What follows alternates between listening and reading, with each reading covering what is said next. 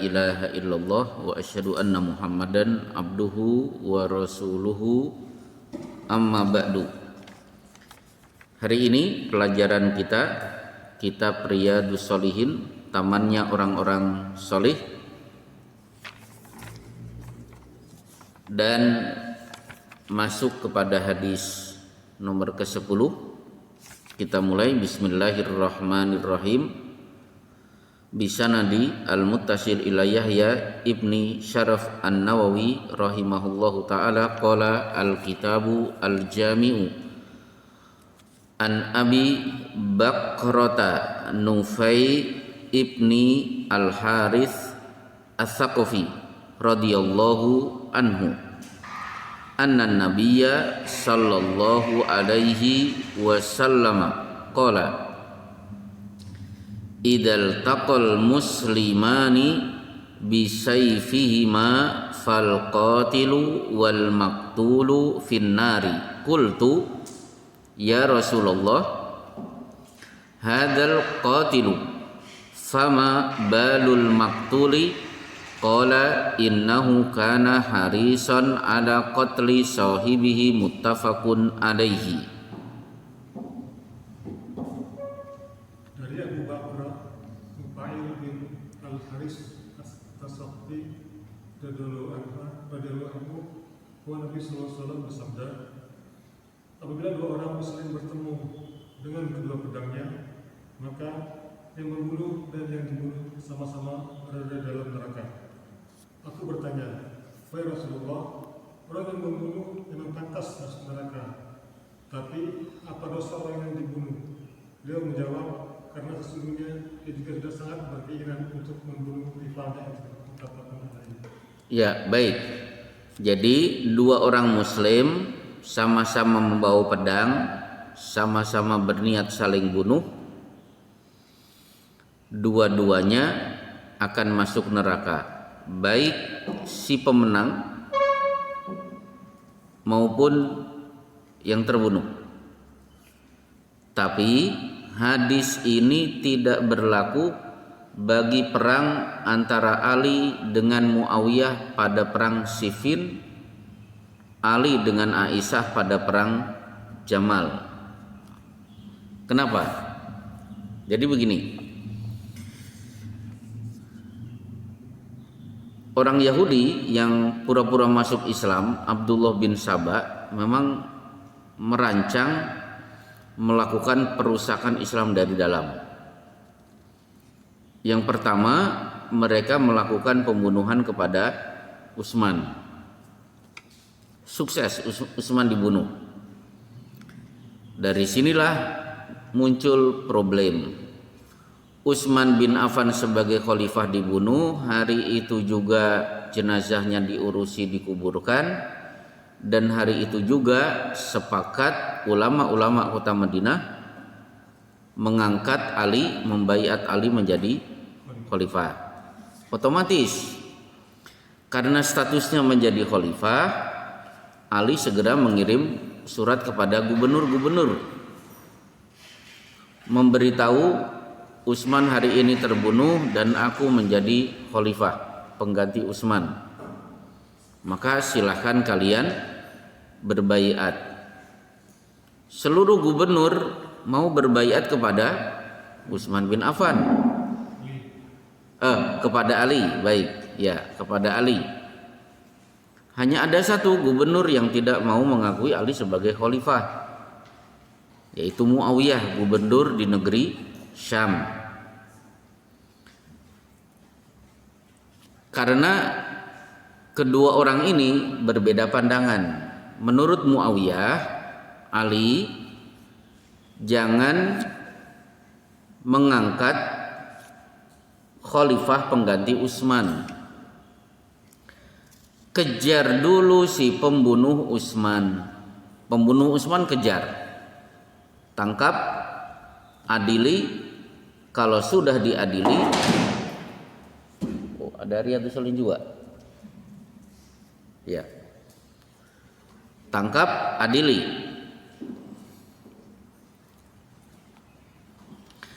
Kalau si pembunuh sudah diadili, baru kita berembuk siapa pengganti Utsman bin Affan.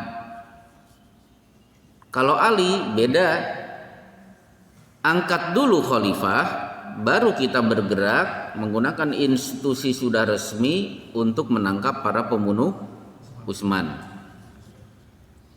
Akhirnya tidak ada titik temu, tapi keduanya sepakat untuk bertemu di daerah Siffin. Karena kalau perbedaan pendapat diselesaikan dengan surat menyurat, itu tidak akan selesai-selesai. Sama dengan kalau kita punya problem dengan seseorang, SMS-an terus, itu nggak akan selesai, malah tambah ruwet. Akhirnya berangkatlah rombongan Ali dari Madinah ke daerah Siffin. Muawiyah meninggalkan negeri Syam. Ternyata orang-orangnya Abdullah bin Saba menyusup kepada rombongan Ali, ada yang menyusup ke rombongan Muawiyah.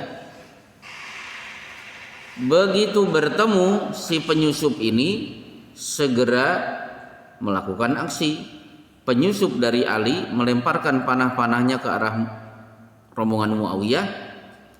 Rombongan Muawiyah kaget, ini apa-apaan, katanya mau musyawarah menyelesaikan masalah, kenapa malah kita diserang. Tapi tiba-tiba penyusup dari Abdullah bin Sabah yang ada di posisi Muawiyah juga melempar panah ke arah rombongan Ali. Ali kaget. Terjadilah pertempuran besar yang tidak diinginkan oleh Ali dan Muawiyah.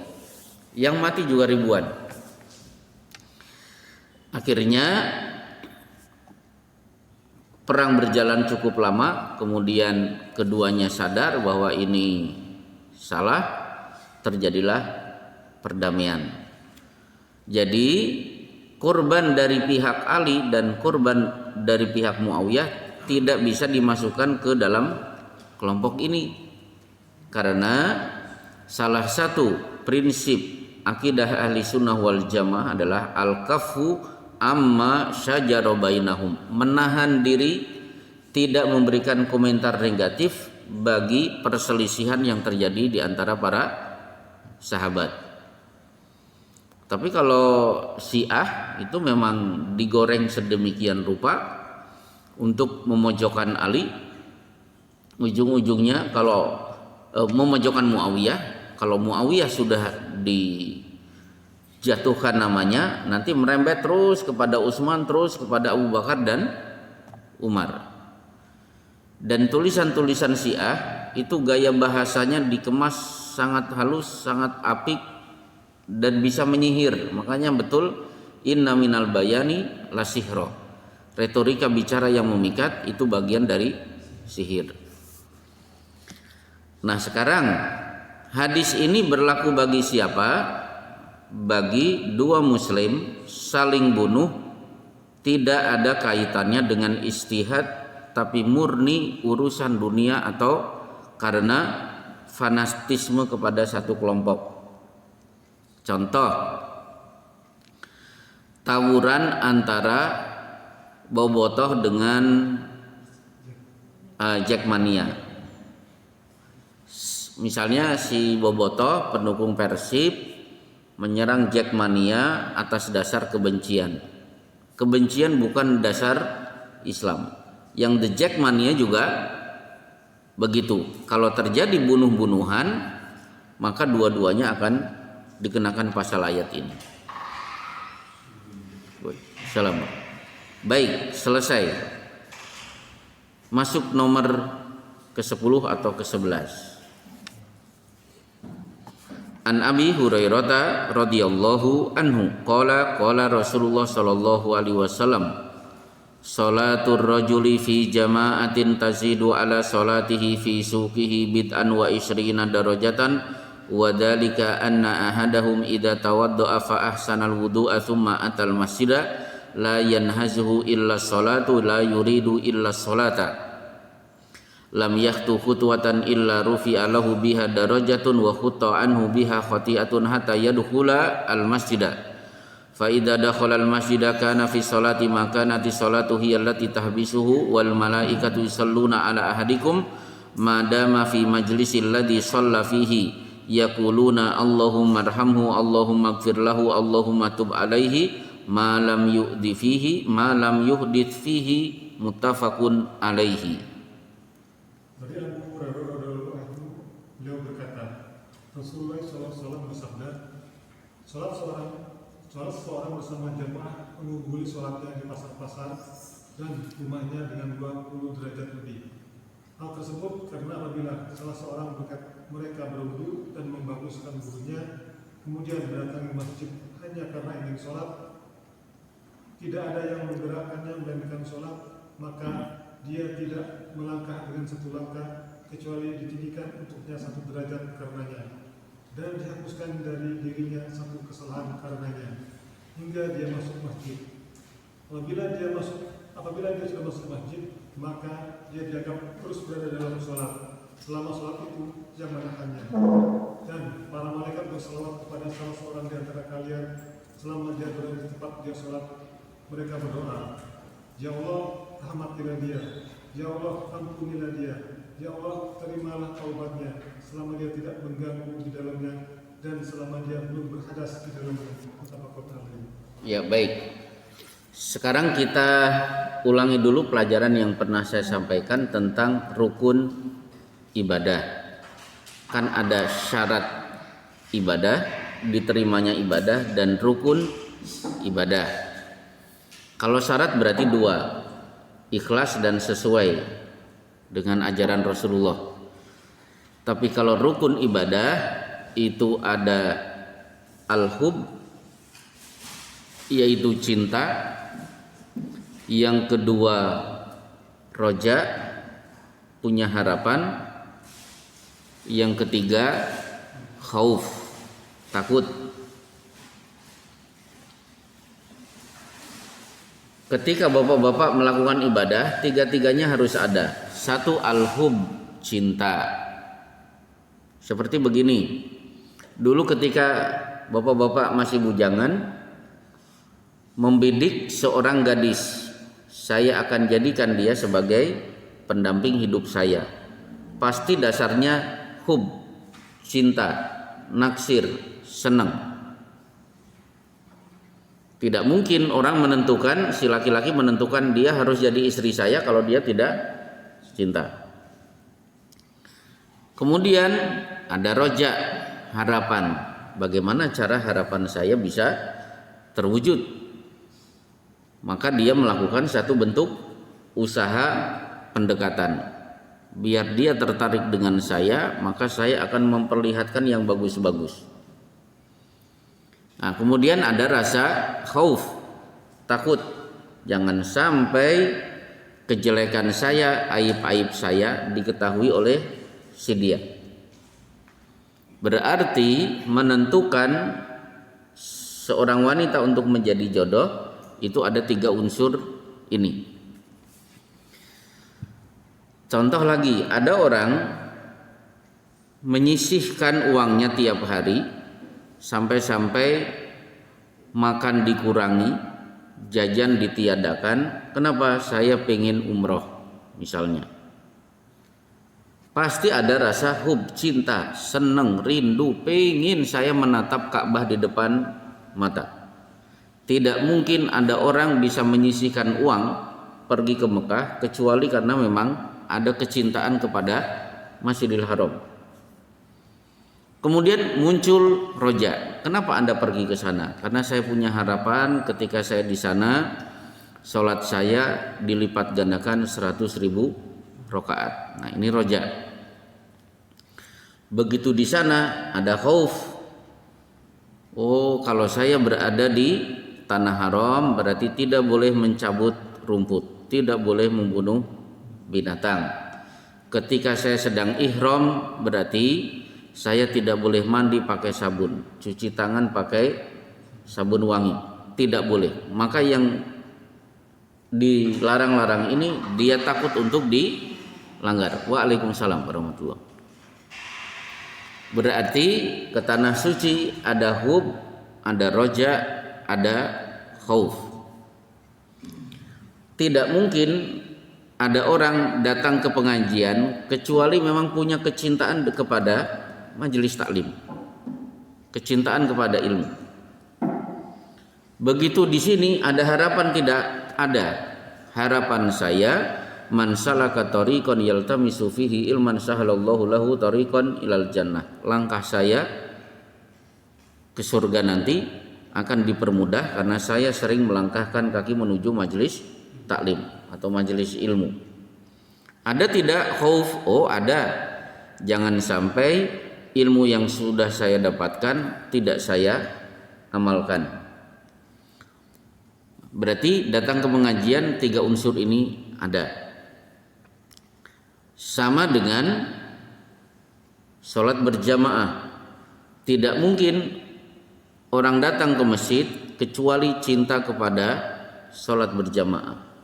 Harapannya apa? Saya punya harapan sholat saya dilipat gandakan 25 atau 27 derajat. Berarti ada hub, ada roja. Ada tidak rasa takut? Oh, ada. Jangan sampai sholat saya mengusik ketenangan orang lain. Contohnya apa? Saya pastikan saya tidak membawa aroma tidak sedap karena akan mengganggu teman-teman saya ada di masjid. Jangankan teman saya, malaikat juga ikut terganggu dengan aroma yang tidak sedap. Nah, sekarang mana dalil kok ibadah harus ada cinta, harap, dan takut? Dalilnya alhamdulillahi rabbil alamin. Segala puji bagi Allah. Saya memuji Allah sampai-sampai semua pujian hanya untuk Allah. Berarti saya cinta kepada Allah. Ini hub. Rojaknya apa? Ar-Rahmanir Rahim. Allah Maha Pengasih, Allah Maha Penyayang. Saya ingin mendapatkan rahmat dari Allah. Mana khaufnya? Maliki yaumiddin. Allah yang menguasai hari pembalasan. Berarti ada kiamat nanti. Kepada kiamat kita takut. Baru iyyaka na'budu. Hanya kepadamu lah ya Allah kami beribadah. Berarti ibadah itu landasannya hub, roja, dan khauf. Nah, sekarang biar lebih paham. Tiga-tiganya harus ada. Kalau hilang bahaya. Seperti orang-orang sufi itu beribadahnya dasarnya hanya hub, cinta. Mereka menilai kalau ada orang beribadah masih punya harapan nanti diberi pahala ini dan itu, masih ingin diberi upah oleh Allah dengan Jannatul Firdaus, berarti tidak ikhlas. Ibadah itu yang penting udah saya ingin mendapatkan kecintaan dari Allah. Kalau masih pamrih ingin dibalas, itu tidak ikhlas menurut mereka. Maka mereka punya slogan yang mengatakan, ya Allah, kalau aku masuk surgamu tidak mendapatkan ridhomu, lebih baik masukkan aku ke neraka sementara engkau meridhoiku. Ada kalimat yang lain, ya Allah, kalau aku sholat karena mengharap surgamu, tutup rapat-rapat surga itu buat diriku. Kalau aku sholat takut nerakamu, maka lebih baik buka lebar-lebar neraka itu untuk diriku. Jadi mereka menganggap enteng surga dan neraka. Surga tidak butuh, neraka dia tidak takuti. Itu ibadah atas dasar hub, cinta semata. Orang ini tidak butuh surga, tidak peduli masuk neraka, yang penting saya mencari kecintaan, keridhaan dari Allah. Tapi kalau ada ibadah dasarnya roja juga tidak bagus. Mentang-mentang sudah umroh kemarin, akhirnya pulang ke Indonesia tidak sholat. Kenapa? Saya sudah punya cadangan sekian ratus ribu rakaat. 5 rukun Islam sudah ditunaikan, seolah-olah Jannatul Firdaus sudah di depan mata. Setiap hari tidur nyenyak. Kenapa? Surga pasti sudah, tiketnya sudah saya kantongi. 5 rukun Islam saya tunaikan. itu berarti rojak saja. Tapi kalau ibadah dasarnya khauf saja, itu juga bahaya. Sisi-sisi menyeramkan yang dia nilai. Misalnya karena persepsi kita subuh itu tidak ada kunut, karena kunut itu bid'ah, akhirnya menilai masjid sana itu kumpulan calon neraka semuanya. Nah itu bahaya. Loh kenapa mas? Karena mereka kunut subuh. Kunut subuh itu bid'ah. Bid'ah itu dolalah. Dolalah itu finnar. Oh berarti mereka semuanya ahlu neraka semuanya. Padahal kunut subuh itu bagian dari ijtihad. Kalau hanya gara-gara kunut subuh itu masuk neraka, berarti Imam Malik dan Imam Syafi'i itu wajib masuk neraka. Jadi ibadah itu 3 unsur ini harus dibawa. Baik. Sekarang di sini sholat seseorang secara berjamaah pahalanya lebih banyak dilipat gandakan 25 atau 27 derajat dibanding kalau dia lakukan di pasarnya. Berarti ini rojak. Mas, kenapa sholat duhur tidak di rumah saja? Kenapa tidak pergi ke masjid? Kalau ke masjid 4 kali 27. Kalau di rumah hanya 4 rakaat. Berarti dia terlecut dengan lipatan pahala. Sekarang, apakah setiap orang berjamaah dapat pahala 27 derajat? Ternyata tidak. Karena kalimat berikutnya, yang demikian itu bila seorang di antara mereka berwudu, kemudian dia perbagus wudunya, setelah itu pergi ke masjid, maka suami istri berjamaah di rumah pahalanya tetap 1, tidak 27. Karena kalimatnya summa atal masjid, kemudian dia mendatangi masjid. La yanhazuhu illa shalah, tidak ada langkah pergi ke masjid kecuali memang tujuannya untuk sholat. Berarti yang pergi ke masjid akhirnya sholat berjamaah tapi niat awal untuk mendapatkan bingkisan baksos. Begitu baksos bingkisan dia dapat, tiba-tiba adzan duhur berkumandang, sekalian aja sholat di sini daripada nanti di rumah. Dia tetap pahalanya 1. Jadi perginya ke masjid memang niatnya murni untuk sholat. Nah, kemudian dari sini akhirnya muncul faidah atau manfaat tahjir. Bedakan tahjir pakai jim dan tahdzir menggunakan dzal. Kalau tahdzir itu memperingatkan, awas jangan ngaji di sana, ustadznya Syiah. Awas jangan ngaji di sana, itu pengajian LDII. Nah, ini namanya tahdzir. Awas jangan baca buku-buku terbitan Mizan, itu buku-buku milik Syiah. Ini tahdzir. Kalau tahjir itu datang ke masjid sebelum adzan, itu namanya tahjir. Seperti ketika jamaah umroh pergi ke Masjidil Haram untuk sholat subuh, itu jam 2 sudah pada berangkat. Nah, berarti itu namanya tahjir. Adzannya 5:30, jam 2 sudah berangkat. Apa manfaat tahjir? 1, wa huwa fis sholati madamati sholatu hiya tahbisuhu. Dia dianggap sholat non-stop dari awal kedatangan sampai dia keluar dari masjid. Padahal begitu sampai di masjid, dia sholat 2 rakaat, kemudian duduk, kemudian tidur. Bangun-bangun ketika adzan berkumandang. Duduknya dia dianggap sholat non-stop. Misalnya setengah 12 saya sudah ada di sini. Niat saya sholat duhur berjamaah.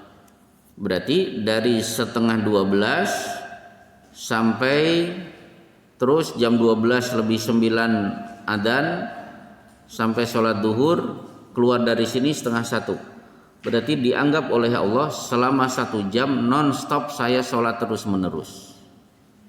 Manfaat pertama. Manfaat kedua,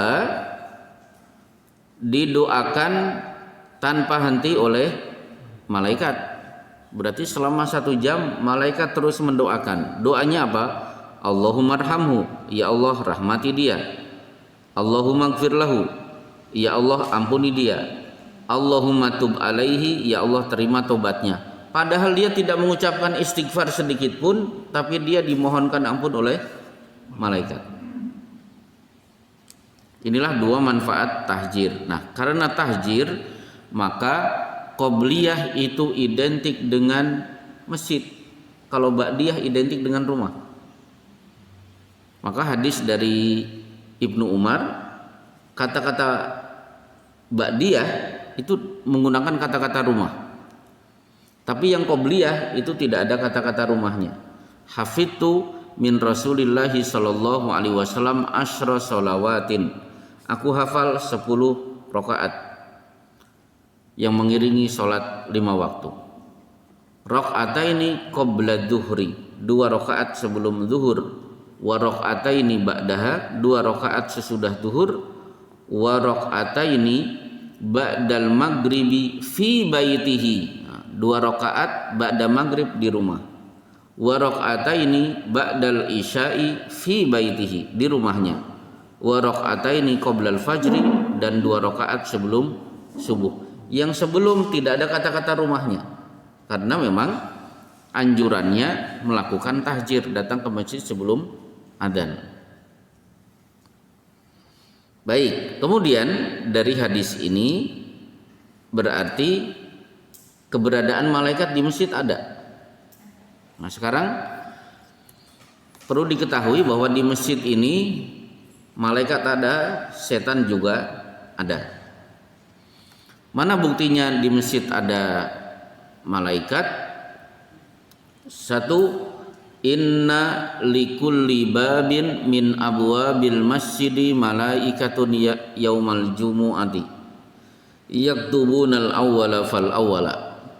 Pada hari Jumat di tiap pintu-pintu masjid ada malaikat untuk menulis siapa yang hadir di awal, siapa yang hadir selanjutnya dan selanjutnya.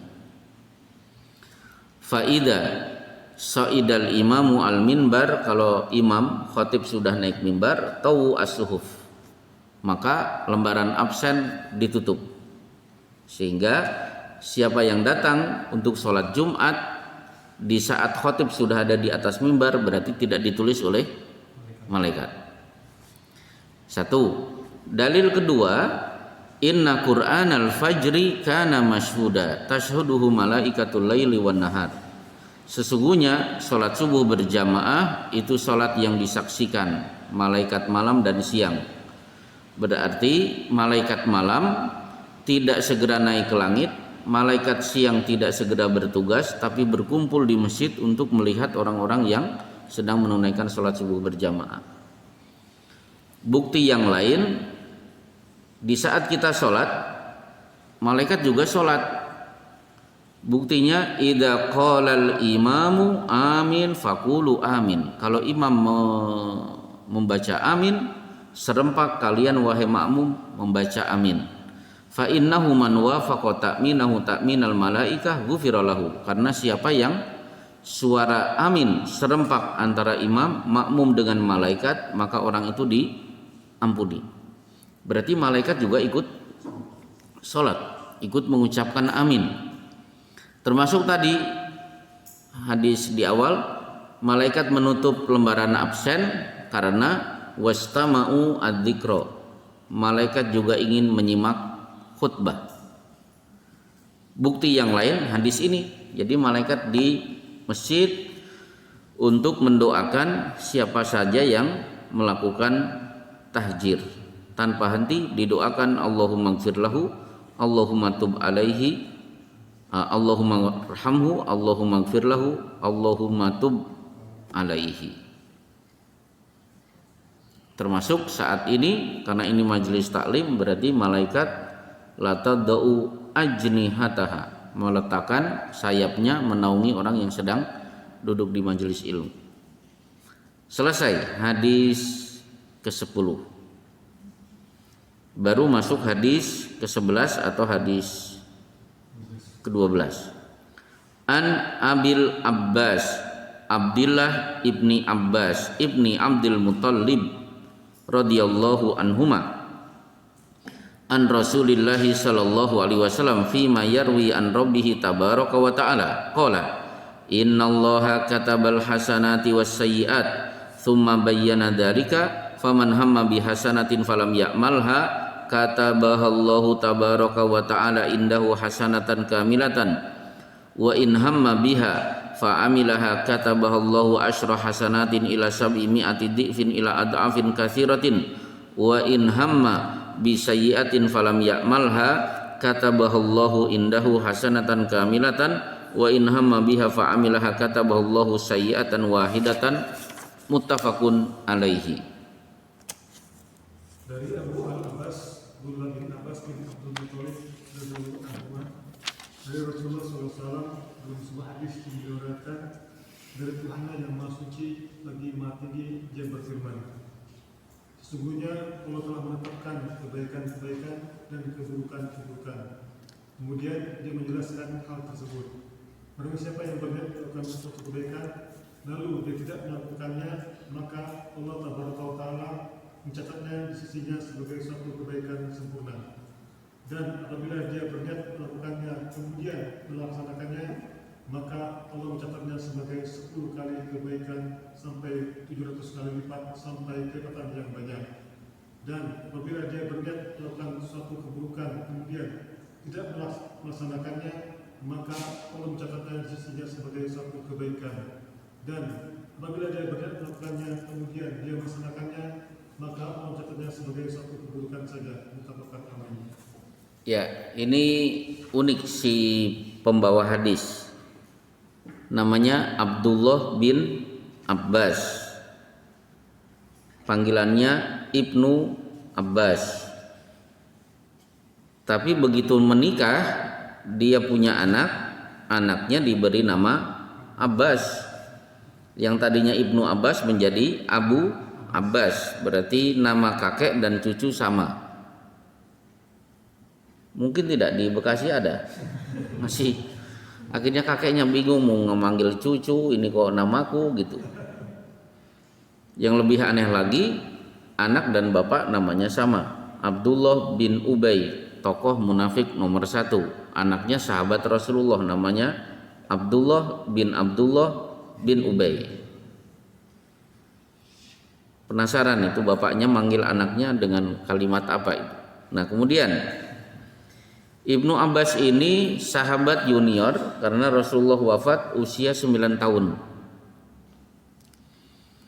Kalau Rasulullah sedang berada di rumahnya Maimunah, maka si Ibnu Abbas nginep karena Maimunah bibinya. Kenapa? Pengen sholat tahajud bersama Rasul. Akhirnya dari Ibnu Abbas lah kita tahu salah satu format sholat tahajud adalah 2 ditutup 1 witir. Berarti tahajudnya 10, witirnya 1. Nah Ibnu Abbas ini sering tertidur di depan pintu rumah Rasulullah menunggu Rasulullah keluar untuk mendengarkan hadisnya. Dia ingin meriwayatkan hadis dari Rasulullah. Karena Rasulullah belum keluar, dia sabar tunggu di depan pintu. Saking lamanya sampai-sampai ketiduran di depan pintu. Bisa dibayangkan anak kecil sudah haus kepada ilmu. Baik.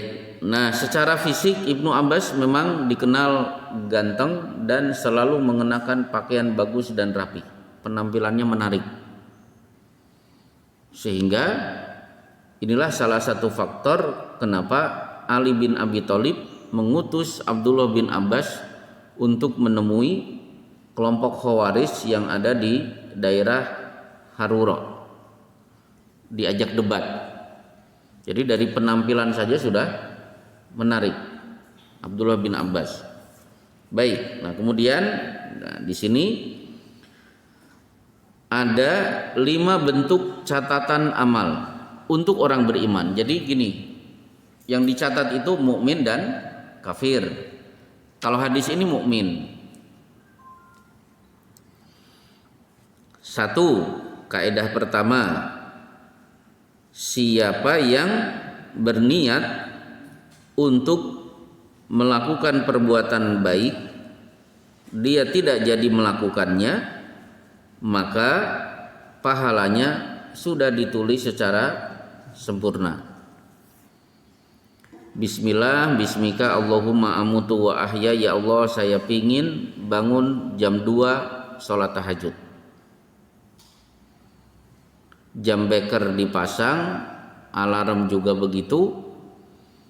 Ternyata dia bangun jam 7. Loh, kenapa bisa jam 7 padahal yang dibidik jam 2? Karena angka 2 dan 7 mirip. Dikira angka 2, ternyata yang dipencet angka 7. Akhirnya dia bangun jam 7, maka dia sudah mendapatkan pahala tahajud sempurna. Saya mau berinfak untuk pembangunan masjid. Begitu mau keluar pergi ke masjid, tiba-tiba paman nelpon. Anak saya 4 bulan belum bayar SPP. Kalau tidak bayar SPP tidak bisa masuk ruangan ujian. Nah, akhirnya uang itu diberikan kepada keponakan atau saudara sepupu. Maka pahala infak ke masjid sudah sempurna. 1, 2. Tapi kalau dia betul-betul menunaikannya, maka pahalanya tidak sempurna, tapi dilipat gandakan sampai 10, bahkan mungkin 700 kali lipat, bahkan mungkin berlipat-lipat lebih dari 700 kali. Nah sekarang kenapa bisa berlipat? Mungkin faktor waktu. Seperti saya menunaikan ibadah di malam Lailatul Qadar, berarti berlipatnya tidak 700 kali tapi 1000 bulan karena faktor waktu. Atau saya menunaikannya di bulan Ramadan juga berlipat. Mungkin berlipat karena faktor tempat, seperti saya sholat di Masjidil Haram atau Masjid Nabawi atau Masjidil Aqsa. Jadi faktor waktu, faktor tempat. Atau mungkin karena faktor apa yang saya lakukan itu diikuti oleh orang banyak.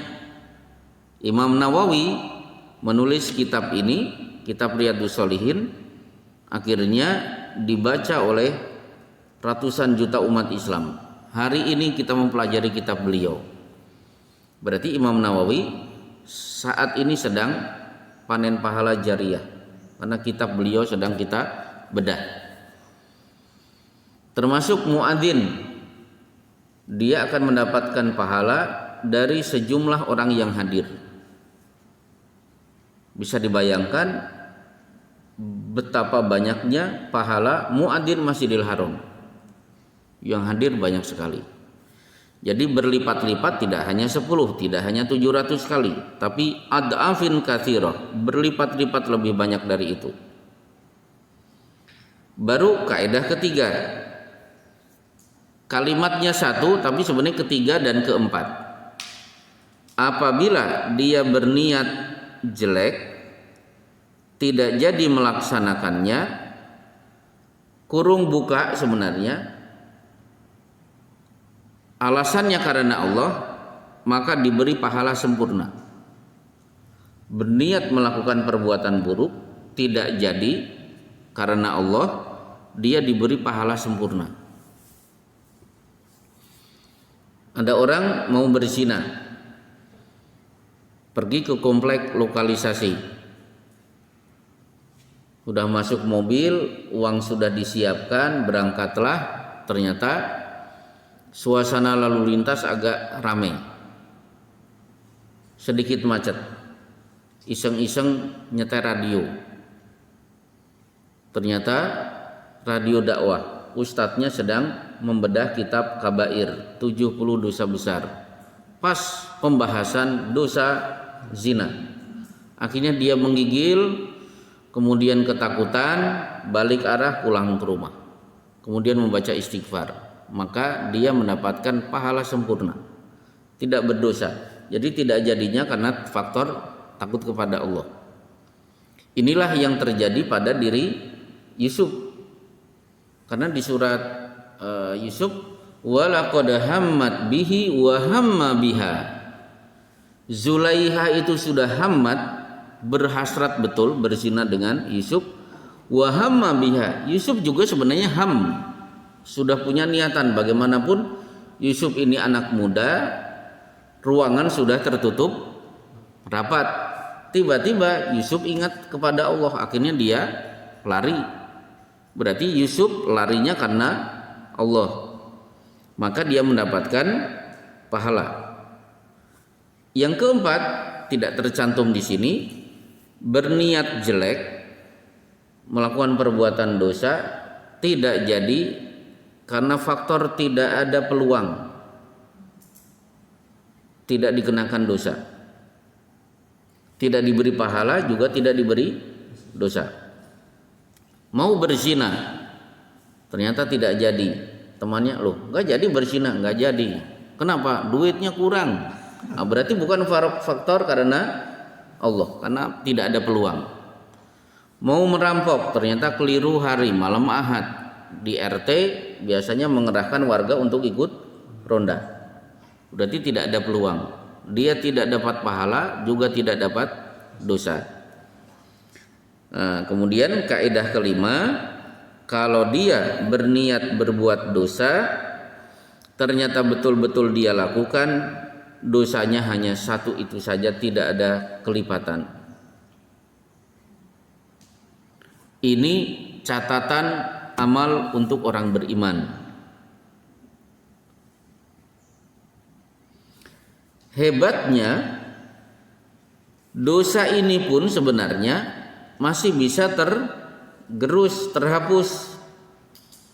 Lewat apa? Mungkin si mukmin terkena musibah. Jangankan musibah-musibah sakit atau kematian, kehilangan dan lain sebagainya. As-safaru qit'atun minal adab. Safar itu cara dari Allah untuk memotong adab. Karena siapa yang bersafar pasti akan mendapatkan sesuatu yang tidak nyaman. Nah, itu bagian dari cara dari Allah supaya adabnya di neraka hilang, cukup sudah dipotong-potong oleh tidak nyaman di saat safar. Jadi dia punya dosa lewat kaidah ini terhapus karena mungkin musibah, mungkin terhapus karena istighfar, mungkin terhapus karena amal soleh. Berbeda dengan orang kafir. Kalau orang kafir melakukan perbuatan baik, fala nuqimu lahum yaumal qiyamati wazna, maka kami tidak akan memberikan perhitungan sama sekali kalau dia berbuat baik. Tapi kalau dia melakukan perbuatan jahat, yudha'af lahal adabu difaini, minimal adabnya lipat 2 kali. Inilah catatan amal menimpa mukmin dan kafir. Baik, sekarang hadis nomor 13 ini kepanjangan kelihatannya, cukup panjang. Saya akan persingkat saja karena hadis ini semuanya sudah tahu. 3 orang yang terjebak di dalam gua.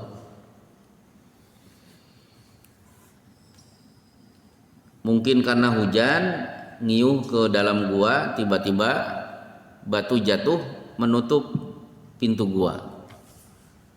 Akhirnya 3 orang itu tidak melakukan upaya yang sifatnya duniawi, mendorong-dorong batu.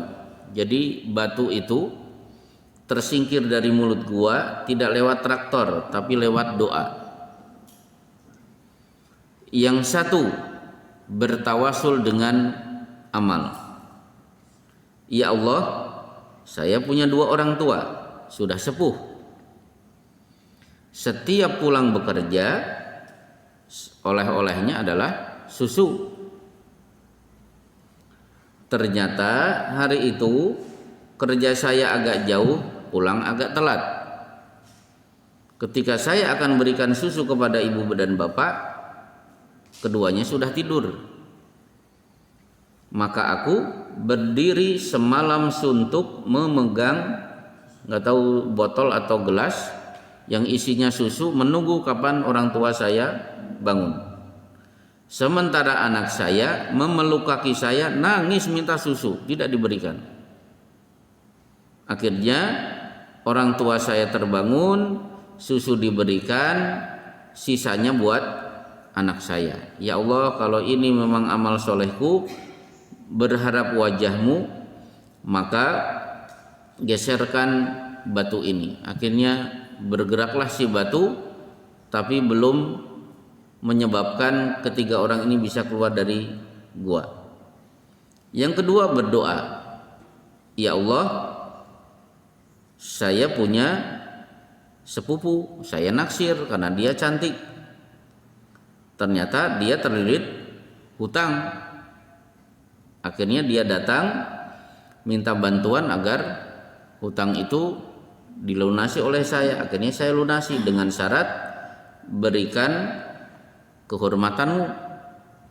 Hingga akhirnya aku sudah berada di atas tubuh si gadis itu. Tiba-tiba si gadis mengatakan, ittaqillaha wala tafuddal khatam illa bihaqqihi.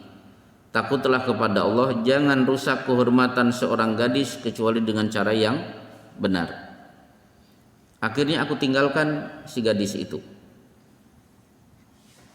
Berarti dia bisa meninggalkan zina. Itu disebut dengan iffah. Yang ketiga, saya punya karyawan. Ketika gaji akan saya berikan, si karyawan malah pergi. Akhirnya gaji itu aku belikan seekor kambing bunting. Dalam riwayat di sini unta, sapi, kemudian kambing. Ternyata saya pelihara hingga akhirnya memenuhi lembah. Beberapa tahun kemudian karyawanku datang minta gajinya. Harusnya kan kalau memang gajinya 3 juta, nih 3 juta. Tapi ternyata tidak. Seluruh hewan yang ada di lembah itu punya kamu. Nah sekarang dari 3 ini mana yang paling berat? 1, nunggu di depan pintu, berdiri, tidak tidur semalam suntuk, anak nangis minta susu nggak bisa buat kakek. Ini pasti berat. Yang kedua, si laki-laki ini sudah di kamar, sudah siap menzinai wanita ini, bahkan tubuhnya sudah di atas tubuh wanita ini. Nyaris terjadi perzinahan, tiba-tiba takutlah kepada Allah, jangan rusak kehormatan wanita kecuali dengan cara yang benar. Yang ketiga, ini berarti warok. Kalau tadi yang kedua ifah, ini yang ketiga warok. Gajinya harusnya 3 juta, ternyata tidak 3 juta, tapi karena 3 juta diberikan kambing-kambing yang bunting, akhirnya kambing itu dipelihara sampai memenuhi lembah. Mana yang paling berat? 3 berat. Yang pertama enteng berarti. Ini berat semuanya ini. Berarti apa? Kalau kita berdoa, ternyata doa kita tidak segera dikabulkan, jangan-jangan kita tidak punya modal amal yang berat di sisi Allah. 3 orang ini dikabulkan karena amalnya berat-berat semuanya. Ini pun seandainya hanya mengandalkan doa satu orang saja, itu pintu gua tidak tergeser secara sempurna. Ternyata harus ada 3 dari orang membawa amal-amal yang super berat. Dan ini tidak mungkin bisa ditunaikan kecuali faktor hatinya yang bersih. Hati yang sangat bersih menyebabkan dia rela melepaskan seluruh kambing-kambing yang memenuhi lembah. Kalau menggunakan logika, udah ini 3 juta saja buat dia, karena dulu kan gajinya cuma 3 juta. Logikanya adalah waro. Waro itu selektif terhadap sesuatu yang meskipun sekecil apapun, itu waro. Baik, dari sini maka para ulama memberi contoh, inilah tawasul yang benar, tawasul dengan amal soleh. Tawasul itu bisa dengan amal soleh, bisa dengan menyebut asma dan sifat Allah. Tawasul itu bisa datang kepada orang soleh minta didoakan. Nah, jadi tawasul dengan amal soleh. Nah, dari hadis ini berarti kalau ingin terkabul itu beramal dulu, baru berdoa, bukan nadar. Nadar itu keliru. Maka kalau ada orang ingin terkabul cita-citanya, keluarkan infak atau beramal soleh, baru berdoa, ya Allah, aku memohon dengan tahajudku, dengan tilawatul Qur'anku, dengan infakku ini, aku memohon anak saya lulus UMPTN. Bukan ya Allah, kalau nanti anak saya lulus UMPTN, saya akan berinfak 1 juta rupiah untuk pembangunan masjid. Ini nadar. Dengan bahasa yang lebih jelas, kalau engkau tidak kabulkan berarti aku tidak jadi berinfak. Itu kan pelit. Nadar itu dicela, itu hukumnya makruh, tidak dianjurkan. Nadar itu hukumnya makruh. Tapi kalau terlanjur diucapkan bisa berubah menjadi wajib, bisa berubah menjadi haram, tergantung jenis nadarnya. Selesai baru bab 1, bab niat. Ada pertanyaan, saya persilahkan. Ya. Misalkan kita berniat pengen infak ke masjid, akan 50.000 gitu kan? Ya.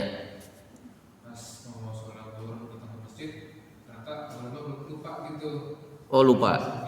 Itu dihitungnya dapat pahala atau enggak? Insya Allah dapat pahala, tapi begitu ingat kok tidak berinfak juga, pahalanya nggak jadi. Maksudnya kalau lupa, betul-betul lupa sampai mati, pahala sempurna. Berarti lupa itu baik. Maka nanti kita bahas fikih lupa ketika kasus teman sepenjara Yusuf lupa menunaikan amanat dari Yusuf, sampai akhirnya Yusuf harus mendekam di penjara 9 tahun karena lupa. Jadi lupa itu ternyata diatur oleh syariat. Ada yang lain? Kenapa? Silakan. Kalau seandainya ada seorang menitipkan barang, tapi udah lama tuh barang diambil, terus saya pakai karena kalau nggak dipakai nanti rusak. Ya. Itu gimana ya? Saya kalau menghubungi dia juga nggak tahu. Ya. Jadi menemukan barang itu disebut luqtah. Kalau yang ditemukan barang disebut luqtah, kalau nemu anak disebut laqit, kalau nemu hewan disebut dolah. Sekarang kita bahas luqtah dulu. Luqtah itu kullu malin ma'sumin ma'radun liddiya wa la yu'rafu sahibuhu. Setiap penemuan barang yang punya pasti masih mencintai barang itu, tapi kita tidak tahu siapa pemiliknya. Itu namanya luqtah.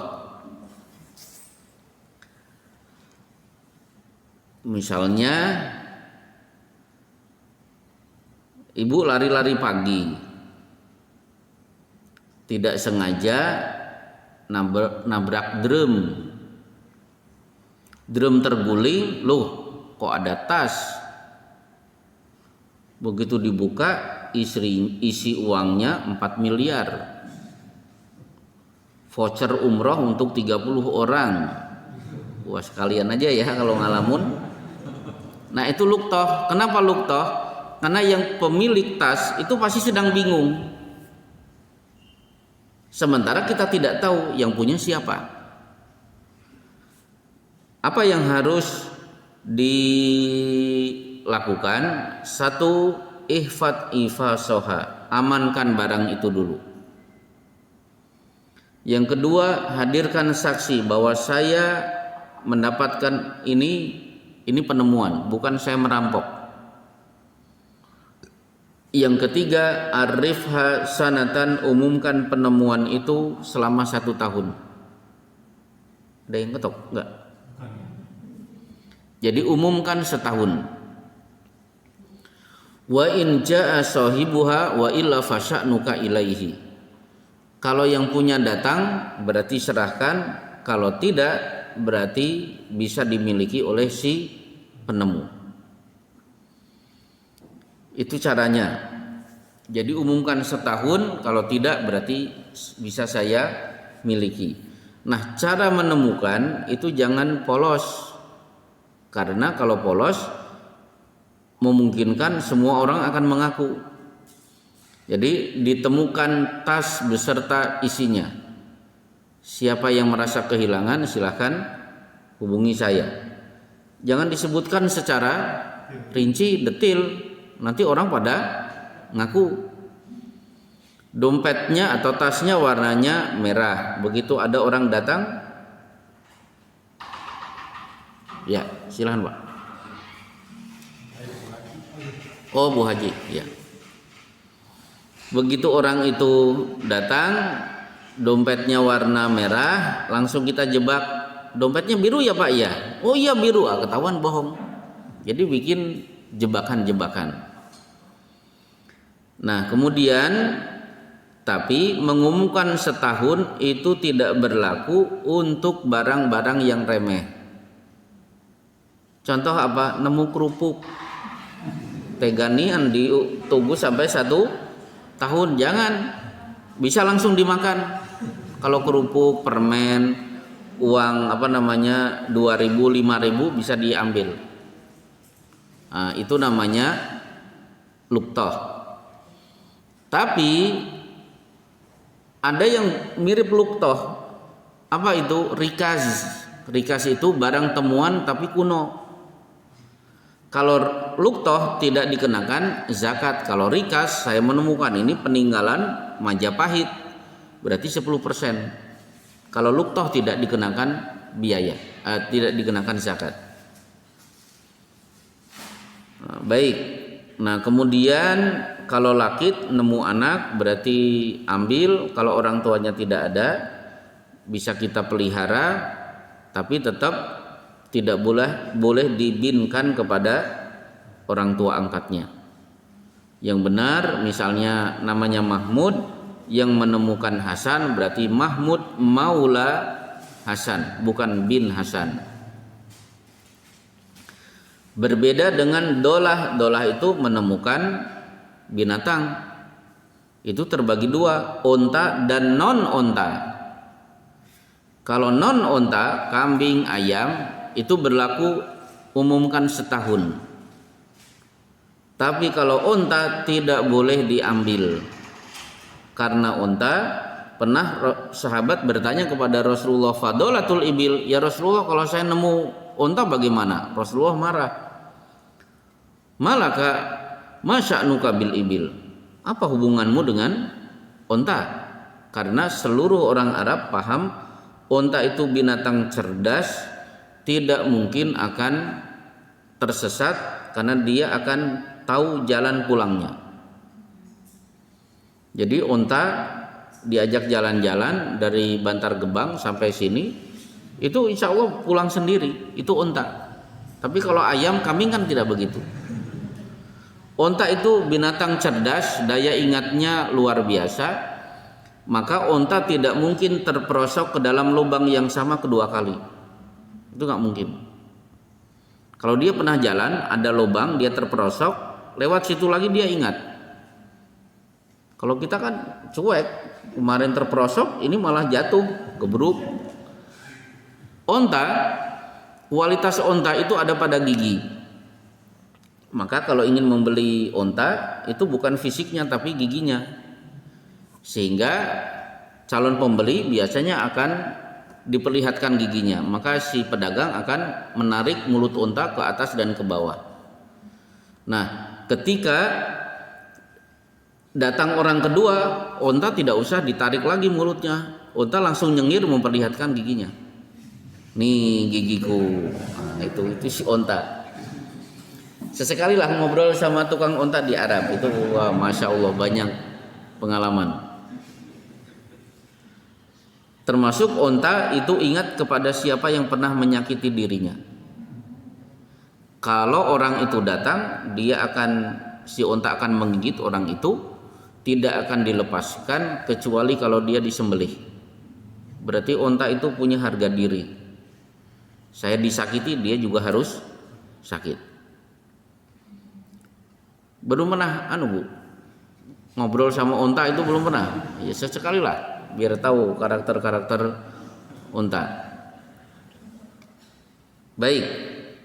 Jadi begitu, nemu barang setahun udah manfaatkan. Apa? Oh, dititipi. Ya sudah, itu statusnya luktoh. Dia tidak datang, ya manfaatkan. Ya sama dengan tukang jahit Bu. Tukang jahit itu setahun nggak diambil, ya sudah bisa dimiliki. Karena istri saya kan tadinya penjahit, itu banyak. Sudah jadi, dia malah menghindar terus. Ketemu kalau berpapasan nyari jalan yang lain. Padahal itu kan kain-kain dia. Seperti orang Mesir aja, dia beli TV, ketika mau diangkat ke mobilnya, dia tidak kuat, minta ke si tukang panggul itu tukang ngangkat-ngangkat di pasar itu, kuli-kuli. Yang dia ingat kalau itu masuk ke mobilnya, dia harus bayar uang untuk kuli. Akhirnya dia menghindar terus kepada, pokoknya jangan sampai saya dilihat oleh si kuli. Ya si kuli kan akhirnya nyari-nyari mana ini orang yang tadi yang mau diangkatkan. Akhirnya dia pulang tidak membawa TV karena ingat harus bayar kuli. Satu penanya terakhir. Nah ini Pak Agus gak ada. Gimana kabar terakhir? Masih. Tapi yang jelas kalau di tempat saya yang sakit-sakit biasanya kita motivasi, pasti sembuh. Nah, jadi begitu. Bahkan saya nengok meskipun dia di lantai kedua, saya di bawah. Ngobrol-ngobrol, dia seneng karena kita motivasi. Alhamdulillah semuanya sembuh. Jadi jangan diteror, awas lo, jangan ke masjid lo. Nggak ada unsur manusiawinya. Kalau di tempat saya kan ada yang begitu, awas, jangan ke masjid selama sebulan. Kalau saya tidak, orang itu kan akhirnya tersinggung. Baik, cukup kelihatannya. Inilah kajian kita pada pagi hari ini. Wassallallahu ala Muhammad wa ala alihi washabbihi wasallim. Subhanaka Allahumma bihamdika asyhadu an la ilaha illa anta astaghfiruka wa atubu ilaik.